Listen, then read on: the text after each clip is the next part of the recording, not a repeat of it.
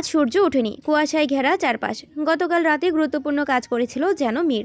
চিঠির সঠিক জায়গায় পৌঁছানোর কাজ। রাতে সময় মতো ঘুমাতে পারেনি, এখন বেঘোরে ঘুমাচ্ছে। রাফিদ সকাল সকাল উঠে আমজাদ এবং থমাসের সাথে মিলনদের বাড়ি গিয়েছে। মীরকে ডেকেছিল, যায়নি সে। তখন তাকে ডাকতে হাজির হয় বুলবুল। বুলবুল পরপর কয়েকবার ডাকার পর মীরের ঘুম ভাঙে। জ্বালাচ্ছিস কেন? যা এখান থেকে। আপনি পরে ঘুমান, এদিকে অঘটন ঘটে গেছে। বলতেই মীর লাফিয়ে উঠে বসল। কি হয়েছে? তখন বুলবুল হেসে মীরের পা টেপা শুরু করে এবং বলল, এটা না বললে তো আপনি ঘুম থেকে উঠতেন না। তুই আমার পেছনে কেন পড়ে আছিস? মীর হামি তুলল। আমি আপনার পেছনে পড়ে নাই, আমায় মালিক বলছে সবার খেয়াল রাখতে, তাই খেয়াল রাখতাছি। আরে মদন, খেয়াল রাখতে বলেছে, কাউকে লুকিয়ে লুকিয়ে অনুসরণ করতে বলেনি। বুলবুল মুখটা অন্ধকার করে ফেলল। ও মীরকে অনুসরণ করছে, লুকিয়ে কথা শুনছে, তা মীর জেনে গেল কিভাবে? মীর একটা সিগারেট ধরিয়ে ফুঁকে। আচ্ছা, তোর মায়া আপামনি কি ঘুম থেকে উঠেছে?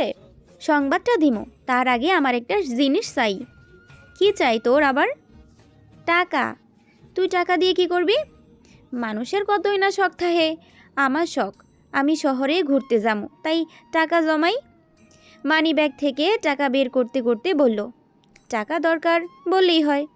বুলবুল টাকা হাতে পেয়ে বলল, গতকাল রাত থেকে মায়া আপামনির শরীরে জ্বর। মেয়ের তীক্ষ্ণ কণ্ঠে বলল, কি কি কি বলছিস? আমায় আগে বলবি না? কেন, আগে বললে আপনি কি জ্বর আসতে দিতেন না? বুলবুলের বোকার মতো কথা শুনে মীর বিড়বিড় করে বলল, গাধা একটা। বলে দ্রুত মায়ের ঘরের দিকে ছুটে যায় মীর। মায়া শয্যাশয়ী, গায়ে কম্বল জড়ানো। শেফালি পাশে বসে আছে, শালুক এবং জয়ন্তন পাশেই বসা। শালুক তার মাথার জ্বর কমানোর জন্য ঠান্ডা পট্টি দিচ্ছে। পাশের টেবিলে গরম দুধ রাখা। মীর ঘরের ভেতরে প্রবেশ করে। মীরকে দেখে শেফালি বসা ছেড়ে উঠে দাঁড়িয়ে যায়। জয়ন্তন ভ্রু কঞ্চিত করে তাকালো। শালুক মীরকে দেখে বলল, দেখ, হঠাৎ করে মেয়েটার জ্বর বাঁধিয়েছে। পই পই করে বলেছি ঠান্ডায় বাহিরে ঘোরাঘুরি করবি না। কে শোনে কার কথা? ও কি কিছু খাইয়েছ? মীর বলল, সেই কখন দুধ এনে রেখেছি, বলে ইচ্ছে করে না খেতে। মীর তৎক্ষণিৎ কিছু ভেবে বলল, ছোট মা, দাদি তোমাদের ডাকছে নিচে, একজন লোক এসেছে। শালুক বলল, শেফালি তুই দেখ ওকে খাওয়াতে পারিস কিনা। চলুন মা, দেখি কে এসেছে। বলে শালুক ঘর থেকে চলে যায়, কিন্তু জয়ন্তন গেল না। সে ঘরের বাহিরে ঘাপচি মেরে দাঁড়িয়ে রইল। মীর মায়ের পাশে ঘেঁষে বসে। মায়া অন্যদিকে মুখ ঘুরিয়ে নেয়। মীর বলল, উঠে বসো। আমি উঠতে পারবো না, শরীর ব্যথা। তখন মীর শেফালিকে লক্ষ্য করে বলল, এই, ওকে উঠিয়ে বসাতো। আপনার কথা আমি শুনতে বাধ্য নই। মায়ার প্রশ্ন। কথা কম বলো, কথা কম বলো। পুনরায় শেফালিকে বলল, তোকে কি বলেছি কানে যায়নি? শেফালি তখন মায়াকে উঠিয়ে বসায়। এরপর মীর দুধের গ্লাসটা মায়ের দিকে এগিয়ে দিল। মায়া নাকচ করলো। মীর শান্তভাবে খেতে বলল। মায়া এবারও মুখ ঘুরিয়ে নেয়। কেন মীরের কথা শুনবে সে? গতকাল মীর মাস্টারের মেয়েকে প্রেমপত্র দিয়েছে, যা মায়া স্বচক্ষে দেখেছে। এরপর আর মীরের সাথে কথা বলার ইচ্ছে নেই। মায়া দুধ খেতে চাইল না বলে মীর জোর করে খাইয়ে দিল। শেফালি তখন বলল, এইভাবে সাইপা ধরেন না, অসুস্থ আফাই। চুপ চুপ ছোকরি। জয়ন্তন ঘরের বাইরে থেকে এতক্ষণ সমস্ত কিছু দেখল। এরপর সে স্থান ত্যাগ করে। আলিমনগর গ্রামের পশ্চিম প্রান্তে যে ধোঁয়াময় নিস্তব্ধতা নেমে আছে, সেখানে দাঁড়িয়ে আছে এক পুরনো কাপড়ের কারখানা। আহির কারখানার পেছনের গুদামে ঘরটাতে উপস্থিত হয়। সেখানে নো এন্ট্রি সিল দেয়া। আহির ডিটেকটিভ দেখে প্রবেশ করতে পারল। আহিরের সাথে গ্রামের দুজন লোকও আসে। শফিকুল, তারেক, মিলনের কাছের খুব ঘনিষ্ঠ বন্ধু ছিল তারা। গোটা গ্রাম এখনও স্তব্ধ। কেউ বলে দুর্ঘটনা, কেউ বলে ঈর্ষা, কেউ আবার ফিসফিসিয়ে বলে, ও এমন কিছু দেখে ফেলেছিল যা দেখা তার কথা ছিল না। নানান লোকের নানান ধরনের কথা, মন্তব্য। আহির মির্জা আলিমনগর আসার খবর গ্রামে ছড়িয়ে পড়েছে, যেন স্বয়ং বিচার এসে নেমেছে আলিমনগরে। কিছু গ্রামবাসী তাকে দেখে মৃদু হাসেন, তো কিছু লোক মুখে বিব্রতিকর ছাপ আনে। আহির ঘুরে ঘুরে স্পষ্ট দেখেছে চারিদিকে রক্তের ছিটে ফোটা। আশেপাশটা তীক্ষ্ণ দৃষ্টিতে দেখেছে সে। স্পষ্ট এর বাহিরে তার চোখ গেল। সেখানে কিছু একটা পড়ে আছে। আহির সেখানে হাঁটু গেড়ে বসে জিনিসটা হাতে তুলে নিল। এখনই বোঝা যাচ্ছে না এটি কিসের অংশ। আহির খুব মনোযোগ দিয়ে দেখছে। একটি রূপার খণ্ড, কাজে লাগতে পারে খণ্ডটি। পকেটে রেখে দিল সে। গুদামঘর থেকে বাইরে আসে, কারখানার দিকে তাকালো। গেটের উপর লোহার অক্ষরে লেখা আলিমনগর তাঁতশালা, স্থাপিত 1889। অনেক পুরনো কারখানা। একালে হয়তো এতটা উন্নত ছিল না যতটা বর্তমানে দেখা যাচ্ছে। নিশ্চয় জমিদারের পূর্বপুরুষদের গড়া কারখানা। আহির নিশ্চিত। আহির স্তব্ধ হয়ে দাঁড়িয়ে পড়ল। শফিকুল তাকে লক্ষ্য করে বলল, বাবু, এখানে রাতে কেউ বের হয় না। আমাদের কারখানা বিকেল 5টায় ছুটি হয়, কিন্তু ওই দিন রাতে আমি একজনকে এই দিক থাইকা যেতে দেখছি। কে সে? বাবু, আশরাফ। বৃদ্ধা বেশিরভাগ সময় রাতে মাছ ধরতে যায়। ওই দিন রাত 3টার দিকেই বাড়ি ফিরছে।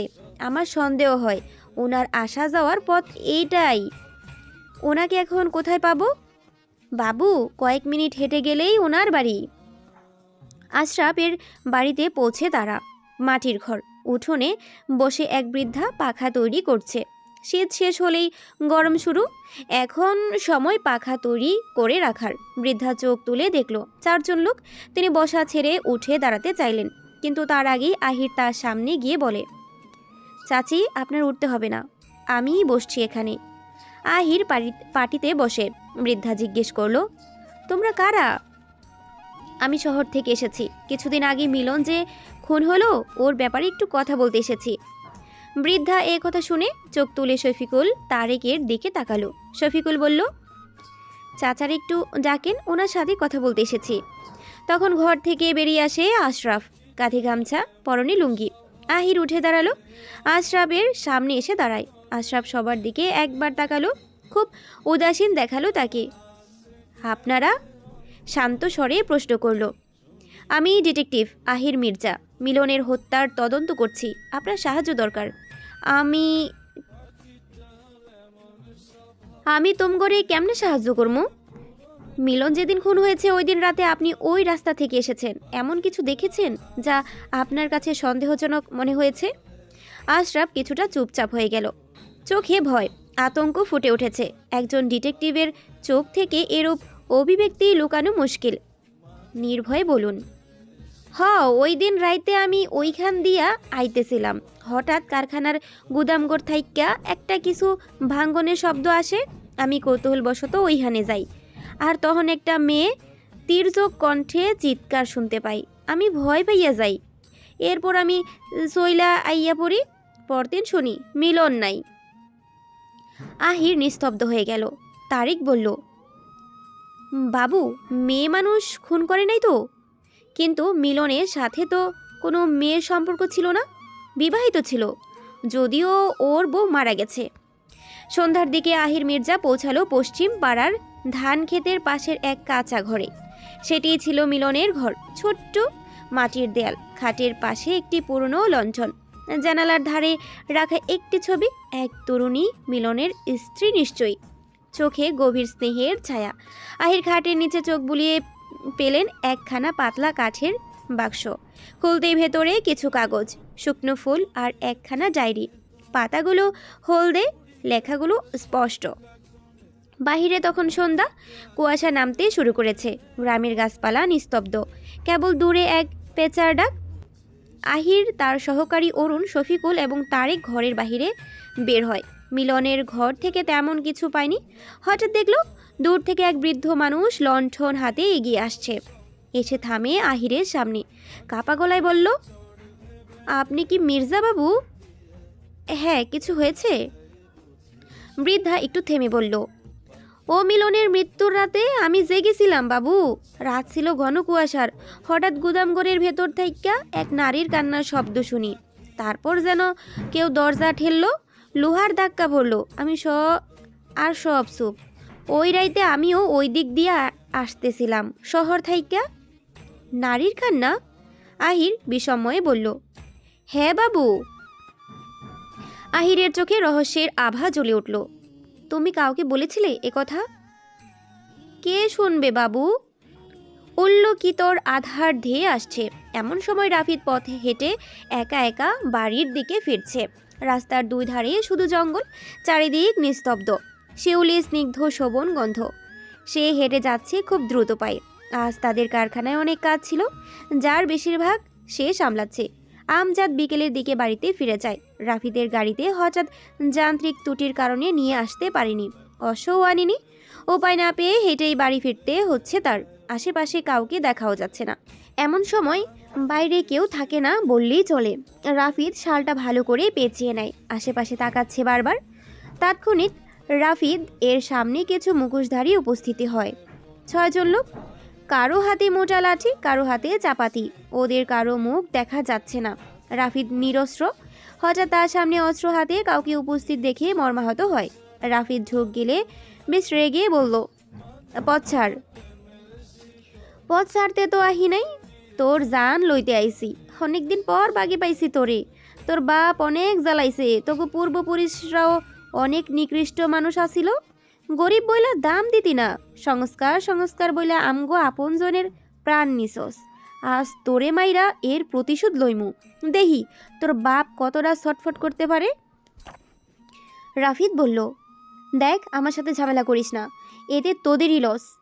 তখন একজন মুখোশধারী বলে উঠল, ওই ওরে শেষ কর, বেশি কথা কয়।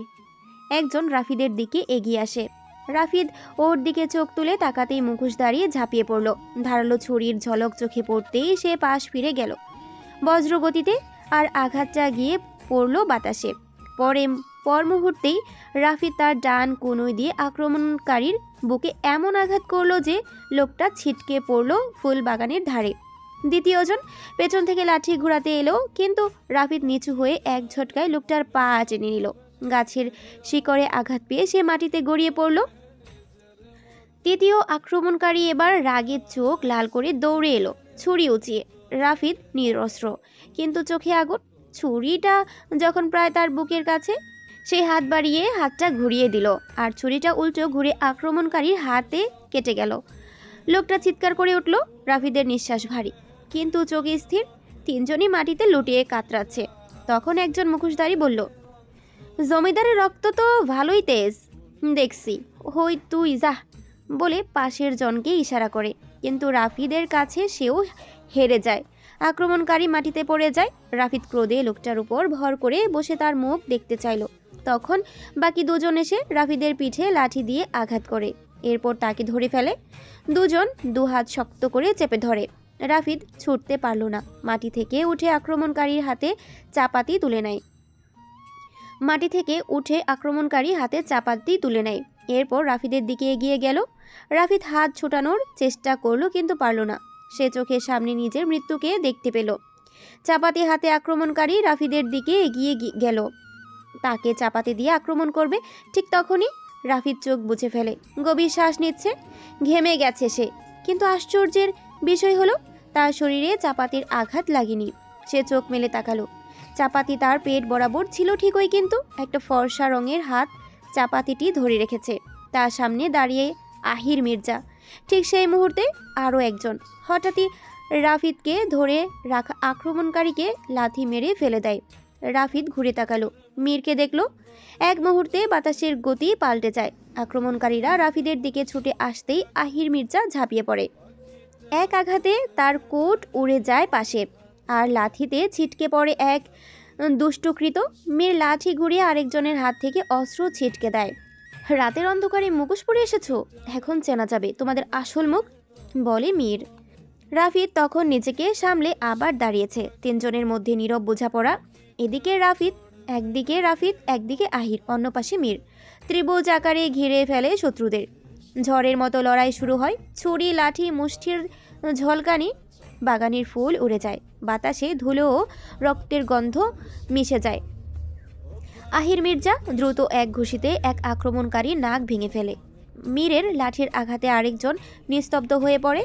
রাফিদ শেষজনকে ধরে গাছের সাথে ঠেসে ফেলে গর্জে ওঠে, কে পাঠিয়েছে তোদের? লোকটা গো গো শব্দ করে, তারপর মাটিতে ঢলে পড়ে অচেতন হয়ে। বাতাস আবার নিস্তব্ধ হয়। কেবল দূরে কুকুরের ডাকে ভাঙে সেই নীরবতা।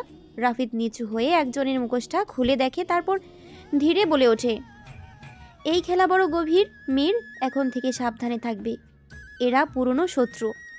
মীর রাফিদের দিকে তাকিয়ে বলল, তুই ঠিক আছিস? আমি ঠিক আছি। ঘুরে তাকালো আহিরের দিকে, হাত থেকে তার রক্ত ঝরছে। মীর ও রাফিদ ছুটে আসে। মীর খুব চিন্তিত হলো, আহির, তোর হাত থেকে রক্ত ঝরছে। কত আর ঝরবে, এমনিতেই থেমে যাবে। রক্তের শক মিটলেই? অদ্ভুত। দ্রুত বাড়ি চল, বেশি রক্ত বের হলে সমস্যা হবে, বলে রাফিদ মীরের এদিক ওদিক তাকিয়ে বলল, ওই তো একটা বাড়ি দেখা যাচ্ছে, চল ওখানে। আপাতত জায়গাটা পরিষ্কার করে কাপড় দিয়ে বেঁধে দিতে হবে, বাড়ি অবধি যেতে সময় লাগবে, ততক্ষণে অনেক রক্ত ঝরবে।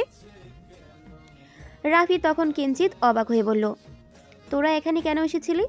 মীর জবাব দিল, তোর আসতে দেরি বলেই এদিকে হাঁটতে হাঁটতে এসেছিলাম। আহির বলল, আমি এখনই বাড়ি ফিরছিলাম, কিন্তু গাড়ি সাথে ছিল না। আমার সহকারী গাড়িটা নিয়ে একটা কাজে দূরে গেছে। রাফিদ বলল, এখন কথা না বাড়িয়ে ওই বাড়িটাই চল, ওর রক্ত পড়া বন্ধ করতে হবে। আহির বারণ করল, কিন্তু মীরও রাদীপ শুনল না।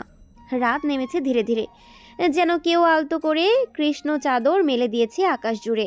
চাঁদের আলো ছুঁয়ে যাচ্ছে পুরনো খড়ের চালা, মাটির দেয়ালে পড়েছে নরম রূপালি ছায়া। আঙিনায় একটা নিম গাছ, তাতে বাতাস লাগতেই পাতা নড়ে, শাঁসা শব্দে যেন রাত কথা বলে বলে উঠছে। দরজার সামনে রাখা মাটির প্রদীপের আগুন টিমটিম করছে, কখনো জ্বলে কখনো নিভে যায়। দূরে কুকুরের হালকা ঘেউ ঘেউ ডাক, আর কোনো কোনো সময় বাঁশঝাড়ে ঝিঝি পোকার ডাক। সব মিলিয়ে নিস্তব্ধটাও যেন এক ধরনের সঙ্গীত। বাড়ির ভেতর থেকে শোনা যায় কেরোসিন বাতির ধপধপ শব্দ। কেউ হয়তো ঘরের কোণে বসে কাপড় ভাঁজ করছে। বাতাসে গরুর ঘ্রাণ, শুকনো খড়ের গন্ধ আর রান্নাঘর থেকে বেশি আসা ধোঁয়ার গন্ধ মিশে গেছে। দূরে নদীর ধারে ব্যাঙের ডাক ও গৌ গৌ শব্দ, আর তার সঙ্গে ভাল্লা দিচ্ছে পেঁচার ডাক। সব কিছুই শান্ত, অথচ কোথাও যেন একটুখানি অজানা ভয়, একটুখানি রহস্য লুকিয়ে আছে। নিস্তব্ধ একটা বাড়ি যেন নির্বিচ্ছিন্নভাবে দাঁড়িয়ে আছে। সেখানে উপস্থিত হয় রাফিদ, মীর ও আহির। মাটির সাতসেত্ত ঘরটি সামনে এগিয়ে রাফিদ উচ্চস্বরে ডাকে, কেউ কি ভেতরে আছেন? সাহায্য দরকার। মীর বাড়িটি দেখে চিনতে পারে, রহিমাদের বাড়ি। রাফিদ ডাকার কয়েক সেকেন্ড পর বেরিয়ে আসে রহিমা। লাঠির ওপর ভর দিয়ে ঘর থেকে বেরিয়ে আসে, কোমরে ব্যথায় সোজা হয়ে দাঁড়াতে পারছে না। রাফিদ দেখল সে রহিমা। রহিমা রাদীপকে দেখে চিনতে পারে। খালা, আপনি? বাবা, তুমি এইখানে এত রাইতে? কিছু হইছে? আমরা কারখানা থেকে বাড়ি ফিরছিলাম, গাড়ি নষ্ট হয়ে যাওয়ায় হেঁটে হেঁটে বাড়ি ফিরছিলাম, কিন্তু মাঝপথে অন্ধকারের জন্য আমার বন্ধুর হাতটা কেটে যায়, রক্ত ঝরছে। বাড়ি অবধি এভাবে গেলে অনেকটা রক্ত ঝরবে। রহিমা চোখ তুলে আহিরের দিকে দেখল, ডান হাতটা রক্তে মাখা। তোমরা বারান্দায় বসো। মীর আহিরকে নিয়ে বারান্দায় উঠে বসে। খুঁটির সাথে হারিকেন ঝুলানো, উঠোনে কিছু গাছের সাথে মশাল জ্বলছে, চারপাশটা বেশ সোনালি রঙে রঙিন দৃশ্য ফুটিয়ে তুলেছে। রহিমা ঘরের দিকে তাকিয়ে উচ্চস্বরে ডাকল, গৌরী, জমিদার বাড়ির এক বাবুর হাত কাইটটা রক্ত ঝরতাছে, তুই একটু দেখ। মা, আমি তো সোজা হয়ে দাঁড়াতে পারতাছি না। আহির মীরকে লক্ষ্য করে বলল, আমার কিছু হয়নি, এইটু রক্ত। আহির মীরকে লক্ষ্য করে বলল, আমার কিছু হয়নি, এতটুকু রক্ত ঝরলে কিছু হবে না, চল চলে যাই এখান থেকে, শুধু শুধু ওনাদের বিরক্ত করছি। মীর রাফিদ শুনল না। এরপর রাফিদ শুনল না। এরপর মিনিট পাঁচেক পর ঘরের ভেতর থেকে গৌরী বেরিয়ে আসে, মাথায় ওড়না নাক অবধি ঝুলছে। গৌরী এসে আহিরের সামনে বসে, হাতে ছিল জলের জগ। জল দিয়ে আহিরের হাতটি পরিষ্কার করে কয়েক সেকেন্ড বসে। আহিরের হাতের ক্ষতের দিকে দেখল, ছুরি অথবা চাপাতির আঘাত, দেখেই বোঝা যাচ্ছে নিশ্চয়ই কোথা থেকে মারামারি করে এসেছে এরা। গৌরী নিশ্চিত। গৌরী আহিরের হাতটি ভালোভাবে পরিষ্কার করে নেয়, এরপর সেখানে চা পাতা বাটা দিল। আহির কিছুটা ব্যথা পেল। গৌরী চা পাতা দিয়ে তার উপর একটা সাদা রঙের কাপড় দিয়ে হাতটা পেঁচিয়ে বেঁধে দেয়। মীর গৌরীকে লক্ষ্য করে বলল, শুক্রিয়া। আপনি না থাকলে হয়তো ওর শরীরের সমস্ত রক্তই ঝরে যেত। আসি তাহলে আমরা, বলে উঠে দাঁড়ালো। আহির স্তব্ধ নজরে চেয়ে রইল গৌরীর দিকে। গৌরী দূরে সরে দাঁড়ায়। আহির, রাদিফ, মীর রহিমাদের বাড়ি থেকে চলে আসে। আহির যেতে যেতে বারবার পেছন ঘুরে দেখল। রাত বাড়ছে, রাতটা যেন রূপলি, চাঁদ মাথার উপর জ্বলছে। তারা আলো তার আলো পড়ছে জমিদার বাড়ির পুরনো ছাদের উপর। খড়ের চালা, পুরনো ঢালি, দোতলার জানালা সবকিছু যেন ভিজে উঠেছে শান্ত আলোয়। চারিদিক নিস্তব্ধ, তবুও এই নীরবতার মধ্যেই আছে এক অদ্ভুত মিষ্টি সুর। সবকিছু যেন ভিজে উঠেছে শান্ত আলোয়। চারদিক নিস্তব্ধ, তবু এই নীরবতার মধ্যেই আছে এক অদ্ভুত মিষ্টি সুর। ঝিঝি পোকার ডাক, দূরে ধানের ঝিঝির শব্দ, আর মাঝে মধ্যে হালকা বাতাসের ছোঁয়া। আঙিনায় বড় একটা নিম গাছ, তার পাতা থেকে টুপটাপ শিশির পড়ছে, আর তার নিচে একটা পুরনো পাথরের বেঞ্চ। সেখানে বসে আছে আহির, রাদিফ। দূরে গরুর খামার থেকে হালকা ঘন্টার আওয়াজ ভেসে আসে, ঠন ঠন ঠন। গরুগুলো ঘুমাচ্ছে নিশ্চিন্তে, তাদের নিঃশ্বাসের শব্দটাও যেন এই রাতের অংশ। বারান্দার এক কোণে স্ফটিক ঝাড়বাতিটা জ্বলছে মৃদু আলোয়। বাড়ির দোতলার একটা ঘরের ভেতর থেকে ভেসে আসছে লালন গীতি, কারো মিষ্টি কণ্ঠে গাওয়া গান, খুব নিচু স্বরে। সব লোকে কয় লালন কি জাত সংসারে, সব লোকে কয় লালন কি জাত সংসারে। সেই সুরটা ঘুরে বেড়ায় উঠোন জুড়ে, চাঁদের আলোয় মিশে যায় ধীরে ধীরে। সুরটি আহিরের কানে এসে বাঁধে। জিজ্ঞেস করলো, কে গাইছে? রাদীপ বলল, দাদি, তার লালন গীতি পছন্দ। বাগানের বিভিন্ন গাছের ডালে হালকা বাতাস লাগে, পাতা দোলে আলতো করে। রাত রানীর গন্ধ ছড়িয়ে পড়েছে চারদিকে, মনে হয় যেন গোটা বাড়িটাই ঘুমাচ্ছে সেই গন্ধে মাতাল হয়ে। ঘরের ভিতর থেকে শেফালি বেরিয়ে আসে, হাতে 2 কাপ চা। চুপচাপ এসে রাদিফ ও আহিরকে চা দিয়ে যায়। ধীরে ধীরে সময় গড়ায়। আহির তখন বলল, চল বাড়ির পেছনে পুকুর পাড় থেকে ঘুরে আসি। বাড়ির পেছনে পুকুরে জলের উপর চাঁদের প্রতিফলন, যেন দুটি চাঁদ একে অপরের দিকে তাকিয়ে আছে। বক পাখি ঘুমিয়ে আছে গাছের ধারে, জলের হালকা ঢেউ পড়ছে সিঁড়ির ধাপে ধাপে। রাতের এই প্রশান্তি এমন যে মনে হয় জগতের সব অস্থিরতা যেন বাইরে কোথাও থেমে গেছে। এই বাড়ির ভেতর শুধু বাতাসের গন্ধ, মাটির শান্তি, আর একটা পুরনো সুর বাজছে খুব নরমভাবে, যা শুনলে মনটা নিজের অজান্তেই নিস্তব্ধ হয়ে যায়। কিন্তু আহির খুব চিন্তিত। ঘাটের পাড়ে দুজন বসে পাশাপাশি। রাফিদ একটা সিগারেট ধরালো, আহিরের দিকেও একটা ধরিয়ে দিল। সন্ধ্যায় তখন তারা 3 জন বাড়িতে ফিরলে আমজাদ তাদের অবস্থা দেখে কিছু বুঝতে পেরে অনেকবার জিজ্ঞেস করেছিল, কিছু হয়েছে তোমাদের? মীর তখন সত্যটা লুকিয়ে মিথ্যা বলেছিল আমজাদকে। শালুক আহিরের হাতের অবস্থা দেখে দুঃখ প্রকাশ করে। সে তখন বলেছিল ডক্টরের ব্যবস্থা করছে, কিন্তু আহির নাকচ করল। মীর তাদের মাঝে এখন উপস্থিত নেই। রাফিদ এবং আহিরকে বাড়ি অবধি পৌঁছে দিয়ে কোথাও একটা চলে যায়, কাউকে কিছু না বলেই। আহির সিগারেটের ধোঁয়া ছেড়ে বলল, মীর কোথায় গেছে? হয়তো দিঘির পাড়ে। কেন? নাচনেওয়ালির উত্তরের আশায়। আহির শুনে হাসে। রাফিদ পুনরায় বলল, ও মেয়ে প্রেমের প্রস্তাবে রাজি হবে না, আমি জানি। কেন? আহির রাদিফের দিকে তাকিয়ে বলল, এই গ্রামের সাধারণ মানুষেরা মনে করে জমিদার বংশের সাথে সম্পর্ক তৈরি করতে হলে তাদেরও উচ্চ বংশের হতে হবে। ধারণা তো সঠিক। আজ তুমি যদি একজন সাধারণ মেয়েকে বিয়ে করতে চাও, তোমার পরিবার সেটা মেনে নিবে? রাদিফ নিঃশব্দে হেসে বলল, পরিবার সংস্কার নিয়ম নীতির জন্য কত সম্পর্ক ভেঙে যাচ্ছে। যেখানে ভালোবাসার মানুষ দুটো একে অপরকে চাইলেও পূর্ণতা পায় না, পরিবার সমাজ পূর্ণতা পেতে দেয় না। পেছন থেকে তাদের কথোপকথন শুনে নেয় বুলবুল। সে সময় না নিয়ে দ্রুত পায়ে হেঁটে মায়ের ঘরে যায়। পেছন থেকে তাদের কথোপকথন শুনে নেয় বুলবুল। সে সময় না নিয়ে দ্রুত পায়ে মায়ার ঘরে হেঁটে যায়। মায়া ঘরে একা ছিল, তাকে বুলবুল জানায়, শুনেছি মীরবাবু মাস্টারের মেয়ের কাছে চিঠির উত্তর আনতে গেছে। ছেলেটাই মোটেও সুবিধার নয়, গ্রামের কোনো মেয়েকে বিয়েও করবে না, শুধু শুধু মজা নিতাছে সহজ সরল মেয়েগুলোর সাথে। দেখবে নাফা, তার কপালে মেয়ে জুটবে না। মায়া বুলবুলের কথার কোনো প্রতিক্রিয়া করল না। বুলবুল মায়ার কোনো প্রতিক্রিয়া না পেয়ে ঘর ছেড়ে বেরিয়ে যায়। মায়া তাকিয়ে আছে শূন্য মনে আকাশ পানি। বুলবুল যেন কাটা ঘায়ে নুনের ছিটা দিয়ে গেছে। মায়ের মনটা বিষিয়ে উঠল, চোখে জল জল জল করছে। জলের ফোঁটা গড়িয়ে গালে পড়তেই হাত দিয়ে মুছে ফেলল। তখন হঠাৎ হাউ শব্দে মায়া লাফিয়ে ওঠে, তাকিয়ে দেখল মীর। আপনি এত রাতে এখানে? দেখতে আসলাম তোমার জ্বর কমলো কিনা, দেখি তো জ্বর কমেছে কিনা বলে মায়ার কপালে হাত দিয়ে জ্বর দেখতেই মায়া সঙ্গে সরে গিয়ে বলে, আপনার অধিকার নেই আমার শরীর স্পর্শ করার, পর পুরুষ আপনি। ও আচ্ছা, তোমাকে ছুতে বুঝি দলিল লাগবে? দলিল তো আমার কাছে নেই, আর দলিল আমি তৈরি করতেও পারবো না। যাও, ছুঁয়ে দেখবো না। মায়া দৃষ্টি সরিয়ে নেয়, তার মুখটা গম্ভীর। মীর বলল, মন খারাপ? মায়া নিরুত্তর। মীর তখন কণ্ঠ খাদে নামিয়ে মোহময় কণ্ঠে বলল, তোমার সব কিছু আছে, তবুও তোমার মন খারাপ? আর দেখো আমার কিছুই নেই, তারপরও আমি হাসছি। আপনারও তো সব আছে, কি নেই আপনার?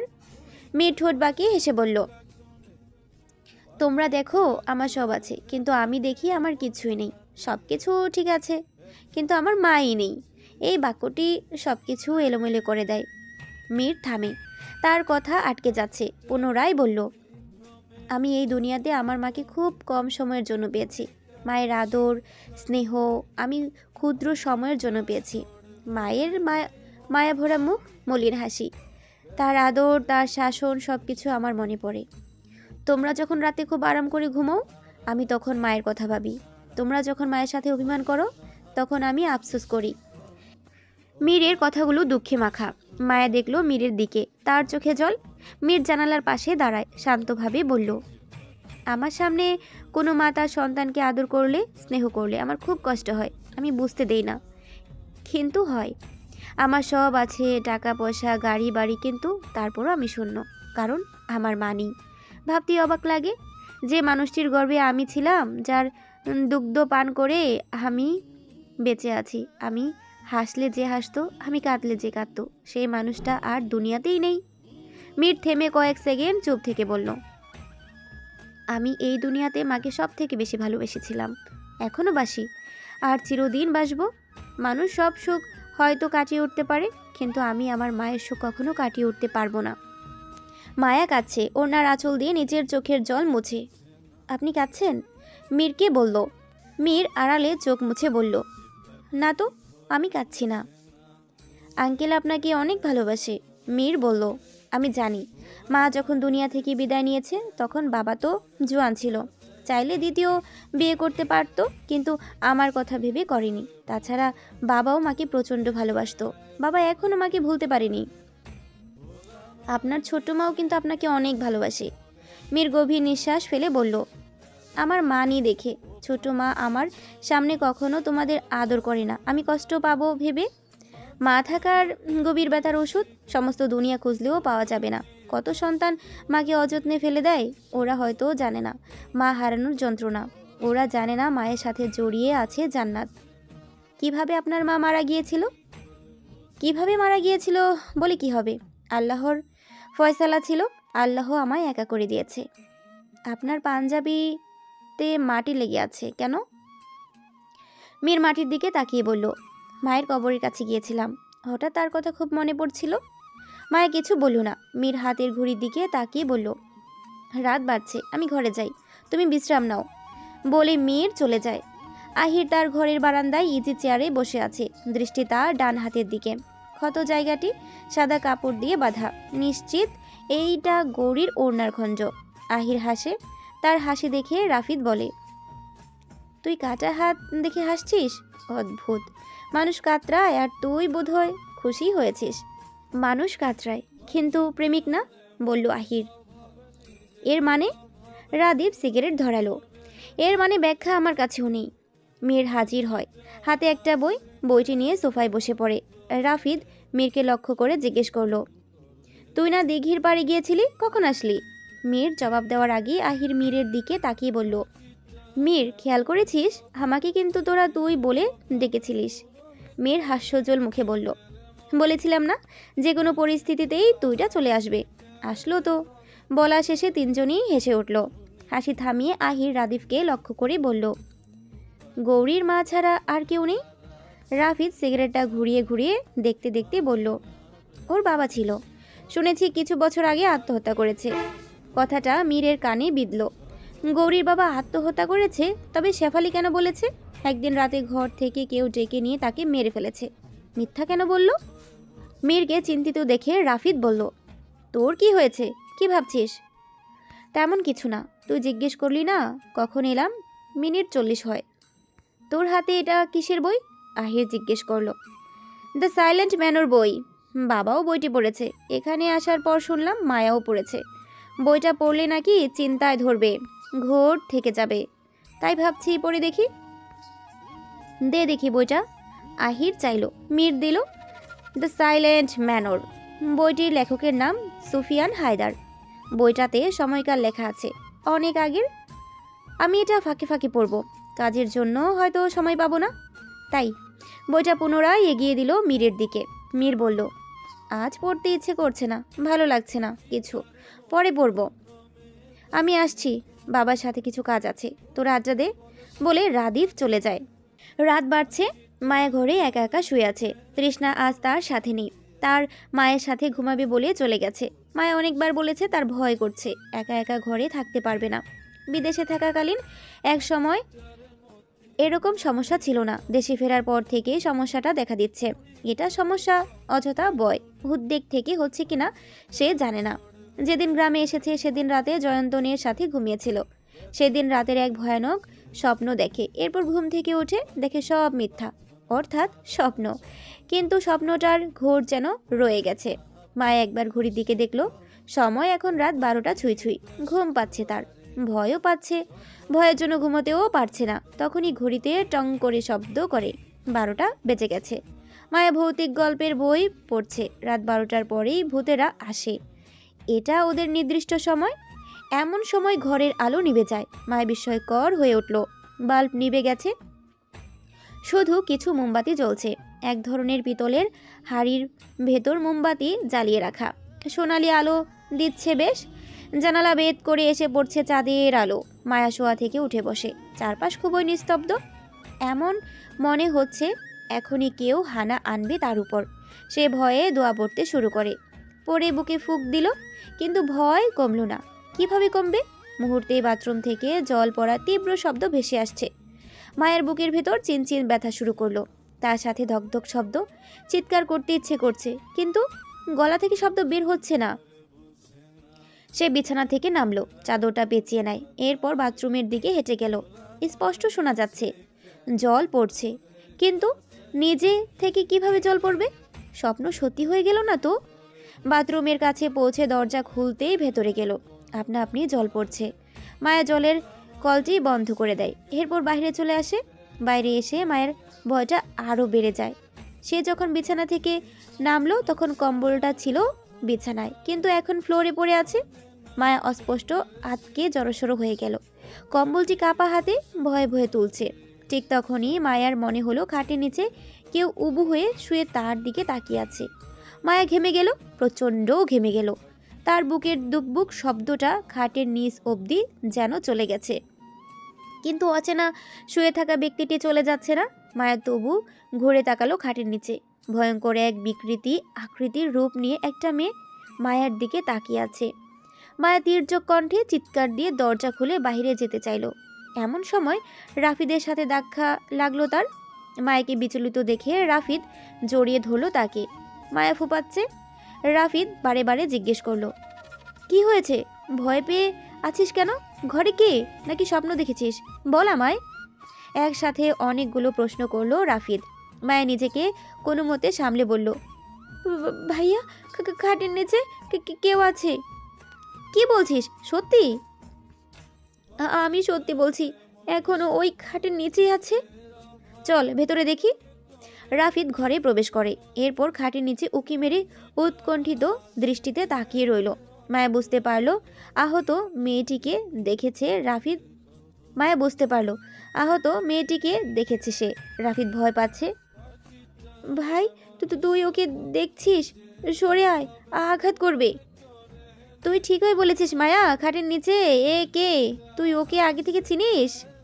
তুই ঠিকই বলেছিস মায়া, খাটের নিচে এ কে? তুই ওকে আগে থেকে চিনিস? হ্যাঁ, আমি কিভাবে ওকে চিনব? ভূতটি একদম তোর মতো দেখতে। কি বলছিস? সত্যি বলছি। তার মানে ও আমার রূপ ধারণ করেছে? একদমই তাই। তোর যা রূপ খুব সহজেই ও নকল করে নিয়েছে। ভাই, মায়া ভয়ে চোখে রেগে গেল। মায়া ভয়ের চোখে রেগে গেল। রাফিদ বসা থেকে উঠে আওয়াজ করে হেসে উঠল। মায়া দেখলো এতক্ষণ তার ভাই তার সাথে মজা করছে। নিশ্চিত হলো রাফিদ হাসি থামিয়ে বলে নিল। এরপর ঘরের আলো জ্বালালো। একটা বাল্ব কেটে গেছে, যেটা জ্বলছিল। রাফিদ আর একটা ধরালো। এরপর চেয়ারে বসে জ্যাকেটের পকেট থেকে সিগারেট বের করলো। সিগারেট ধরিয়ে বলল, তুই আমায় শান্তি দিলি না। আমি তো সারাদিনেও তোকে বিরক্ত করি না, আর তুই এখন বলছিস শান্তি দিচ্ছি না। আমার কথা বলিনি, ভূতের কথা বলেছি। মানে? মানে ভূত তোর জন্য একটু রাতে শান্তি মতো থাকতে পারছে না। আমি সত্যি ভূত দেখেছি। বাথরুমের জলটা পর্যন্ত ও ছেড়েছে। বালতি ভরে জল নিচে পড়ছিল। তো এতে ভয় পাওয়ার কি আছে? ভূত কি তোর মতো নোংরা যে গোসল করবে না? গোসল করতে গিয়েছিল, ঘরে আলো নিভিয়ে দিয়েছিল। ওর নিশ্চয়ই লজ্জা লাগছিল। ভাই, আমি মোটেও মিথ্যা বলছি না। রাফিদ সিগারেটের ধোঁয়া ছেড়ে বলল। মিথ্যা তো আমিও বলছি না। মায়া থেমে গেল। রাফিদ তার সাথে মজা করছে, অথচ সে ভয় পেয়ে আছে। মায়া গম্ভীর্য মুখ করে ফেলেছে দেখে রাফিদ বলল, পাগলের ডাক্তার দেখাতে হবে। কাকে? তোকে। কেন? পাগলকে তো পাগলের ডাক্তারই ভালো করতে পারবে, তাই না? আমি পাগল? মায়া হা হয়ে গেল। না, তা না হলে কেউ ঘরের ভেতর ভূত দেখে? সত্যি বলছি, চোখে ঘুম ছিল, তুই ভুল দেখেছিস। তাহলে জলের কল কে ছাড়লো? তুই দেশে আসার আগ পর্যন্ত ঘটা বন্ধ ছিল। বাথরুমের কলে একটু সমস্যা ছিল, সারানো হয়নি, মনেও ছিল না, তাই মাঝে মধ্যে একাই জল পড়ে। তাহলে বিছানা থেকে কম্বল কিভাবে পড়ে গেল? আমি তো ফেলিনি। হয়তো যখন তুই নিচে নেমেছিস তখনই তোর গায়ে বেঁধে পড়ে গিয়েছে, তুই দেখিসনি। মায়া নিজের মনের ভুল ধরে নিল। রাফিদের ব্যাখ্যাগুলো যুক্তিসঙ্গত এবং সত্য। মায়া মনে মনে স্বীকার করে, কিন্তু ভেতর থেকে ভয় যায়নি। রাফিদ সিগারেট টানা শেষ করে শেষ খণ্ডিত অংশটি বারান্দা থেকে ফেলে দেয়। আচ্ছা, তুমি আমার ঘরে কেন আসলে এই অসময়ে? মায়া হঠাৎ নীরব কণ্ঠে প্রশ্ন করল। তুই থেকে তুমিতে চলে গেলি, হঠাৎ কি হলো? বলো না। দেখতে এসেছিলাম তোকে, জ্বর কমলো কিনা। কমেছে, তবে পুরোপুরি না, শরীরটা এখনো গরম। কই দেখি। রাফিদ কপালে হাত দিয়ে দেখলো আসলেই গরম। তুই শুয়ে পড়, ঘুমিয়ে পড়লে শরীরটা ভালো লাগবে। মায়া এখন শুয়ে পড়লে রাফিদ চলে যাবে। তারপর যদি ওই ভূতটা আবার আসে। মাত্রই ভেবেছে ভূত টুত বলে কিচ্ছু হয় না, সবের মনের ভুল, কিন্তু এখন আবার মনে হচ্ছে ভূত আছে। রাফিদ চলে গেলেই আসবে। রাফিদকে যেভাবেই হোক মায়াকে আটকাতে হবে। ভাই, একটা কথা জিজ্ঞেস করব? আবার অনুমতি চাইছিস? তুমি বিয়ে করবে কবে? আমি তো বিয়ে করব না। আর এসব ফালতু কথা বাদ দে, নে শুয়ে পড়। রাফিদ মায়াকে শুয়ে দিল, গায়ে কম্বল জড়িয়ে দিল। এরপর রাফিদ বিছানা থেকে উঠে যেতেই মায়া তার হাতটা ধপ করে ধরে ফেলল। রাফিদ থমকে দাঁড়িয়ে যায়। চোখের সামনে সেই ছোট্টবেলার দৃশ্যটি ভেসে ওঠে। কোথাও নির্জন পরিবেশে দুজন খেলছিল। তখন রাফিদের কাছে থেকে চলে আসতে চাইলে পেছন থেকে এইভাবে হাতটি সেদিন ধরে বলেছিল, আমাকে একা রেখে যেও না ভাইয়া, আমাকে একা রেখে যেও না ভাইয়া, ভয় করছে। মায়া বলল। রাফিদ পুনরায় বিছানায় বসে জুতা খুলে ফেলল। এরপর মোহময় কণ্ঠে বলল, এজন্য হঠাৎ তুই থেকে তুমিতে চলে গিয়েছিস? এত ভয় কিসের তোর? আমি আছি তো, আমি থাকতে তোর কখনো কিছু হবে না। বলে রাফিদ মায়ের মাথায় হাত বুলিয়ে দিল। মায়া এতক্ষণ পর নির্ভয়ে শুতে পারল। এখন শান্তিতে ঘুম হবে তার। রাফিদের ডান হাতের কনিষ্ঠা আঙ্গুলটি খুব শক্ত করে ধরে রেখেছে। রাফিদ তখন ফিসফিসিয়ে বলল, তোকে কাঁদতে দেখলে অন্তরটা পড়ে যায়, আর তোকে হাসতে দেখলে দুনিয়াটাকে সুন্দর মনে হয়। এরপর মায়ের কপালে চুমু দিল। অন্যদিকে রাত বাড়লেও ঘুম নেই গৌরী ও তার মায়ের চোখে। বাইরে শীতের বাতাস হু হু করে বইছে। কুয়াশা যেন মাটির বুক জুড়ে সাদা চাদর বিছিয়ে রেখেছে। বাতাসে মাটির গন্ধ আর ঠান্ডা এমন যে নিঃশ্বাসও যেন কেটে যায় মাঝপথে। বিছানায় শুয়ে আছে রহিমা, চোখ আধ খোলা, ঠোঁট ফেটে গেছে শীতে। গায়ে পুরনো একটা চাদর জোড়ানো, যেটা এক সময় ছিল সাদা, এখন ধূসর আর ছেঁড়া। তার পাশে রাখা আছে একটি পুরনো লণ্ঠন।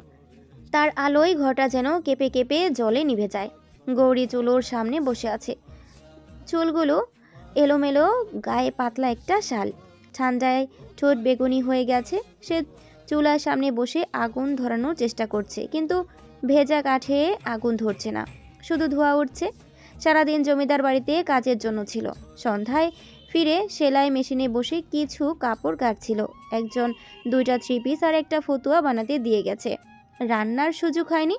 চুলার ধোয়ার জন্য জ্বালা করে জল চলে আসে চোখে, কিন্তু সে পাপড়ি দিয়ে মুছে আবার চেষ্টা করে। আগুনও আমার মতো মা, যতই জ্বালায় জ্বলে না, গৌরী বলল। বিছানা থেকে রহিমা কাশতে কাশতে বলল, মা তুই আবার কাঁদছিস নাকি? গৌরী হাতের পিঠে চোখ মুছে বলল, না মা, বোধহয় চোখে জল আসছে। না মা, ধোঁয়ায় চোখে জল আসছে। ধোঁয়ায় না রে মা, তোর মনের কষ্ট বের হইতাছে। তুই আমারে লইয়া আর ভাবিস না। যদি হায়াত থাকে তবে বাঁচমু, না হয় মরমু। গৌরী রহিমার পাশে এসে বসে, কপালে হাত রাখে তার। গরম আগুনের মতো গা জ্বলছে রহিমার। গৌরী তখন বলল, তোমার শরীর জ্বরে পুড়তেছে মা, আমি তোমাকে ডক্টরের কাছে নেওয়ার চেষ্টা করবো আগামীকাল। টাকা কই রে? 3 দিন হলো ভাত সরাইনি ঠিক মতন, ডাক্তার কেমনে দেখাবি? গৌরীর চোখে অশ্রু চকচক করে ওঠে। লণ্ঠনের আলোয় গৌরী বলল, আমি মাসিমার কাছে যাই, দিনে তো সময় পাবো না। তার কাছে কিছু ধান চাই, আর ঘরে যা আছে মিলিয়ে বিক্রি করে তোমাকে ডাক্তার দেখাবো। রহিমা কিছুটা রাগ করে বলল, না রে গৌরী, শীতের এই রাইতে কুয়াশার ভেতর যাস না, রাস্তা পিচ্ছিল, কেউ থাকেও না বাইরে এ সময়ে। আমি ঠিক আছি। গৌরী অবাধ্য কণ্ঠে বলল, তুমি ঠিক নাই মা, তুমি কি মরণ চাও? এই কথাটা বলেই গৌরী নিজেই চমকে ওঠে। কথাটা মুখ থেকে বেরিয়ে গেছে, কিন্তু শব্দটা যেন ছুরি হয়ে বাতাসে কেটে যায়। রহিমা মৃদু হাসে, তুই এমন কথা বলিস না রে গৌরী, মরার ভয় আমার নাই। আমি তো আগে অর্ধেক মইরা গেছি। আমি চাই তুই একটু ভালো থাক। মরার আগে তোরে যদি একটা কিনারা তুলে দিয়ে যাইতে পারতাম। রহিমার কণ্ঠে আক্ষেপ জড়ানো। গৌরী চুপ করে যায়, শুধু তার মায়ের হাতটা নিজের বুকের উপর রাখে। তুমি আমার কিনারা, তুমি থাকলে আমি বাঁচি মা, তুমি ছাড়া আমার কিছুই নাই, আর আমি কিছু চাইও না। বাইরে হঠাৎ বাতাস জোরে জোরে বয়ে যায়। দরজাটা ঠাস করে বন্ধ হয়ে যায়। লণ্ঠনের আলো কাঁপে, ছায়া নড়ে দেয়ালে। দূরে কুকুরের ডাক ভেসে আসে লম্বা করুণ। রহিমা শোয়া থেকে উঠে বসে, চৌকি থেকে নিচে নামতে চাইল, কিন্তু মাটি ঠান্ডা, তার জুতো জোড়া ছিঁড়ে গেছে। তোমার কিছু লাগবে? গৌরী জিজ্ঞেস করলো। তুই একটু গরম জল আইনা দে, গলাটা শুকাইয়া যাইতাছে। গৌরী চুলায় হাঁড়ি বসায়, কিন্তু আগুন ধরছে না। কাঠ ভিজে গেছে, ধোঁয়ায় পুরো ঘর ভরে যায়। গৌরী কাশতে কাশতে কপাল মুছে, তবু হাল ছাড়ে না। একটু আগুন ধরাতেই সে হাঁড়িটা বসিয়ে দেয়। জল গরম হতে থাকে, আর সে তার মায়ের দিকে তাকিয়ে থাকে। রহিমা চোখ বন্ধ করে ফিসফিস করে বলল, গৌরী মনে আছে তুই ছোট থাকতে তোরে পিঠা খাওয়াইতাম, এই সময় পিঠার গন্ধে পুরো বাড়ি ভরপুর থাকতো। গৌরী হেসে চোখ মুছে বলে, তুমি থাকলে আবারও সেই পিঠার গন্ধ হবে মা। রহিমা চুপ রইল, শুধু কাশতে থাকে। জল ফুটে গেলে গৌরী একটু তার মায়ের জন্য গ্লাসে করে জল এনে দেয়, সাথে মুড়ি এনে তার মায়ের হাতে দিল। রহিমা কম্পিত গলায় বলল, তুই খাবি না? তোমার পরে খাবো মা। তুই সব সময় এমন বলিস, তোর পেটেও তো আগুন জ্বলে। গৌরী মিথ্যা হাসার চেষ্টা করে বলল, আমার পেটে আগুন ঠান্ডা, তোমার শরীরটা আগে নেভাতে হবে।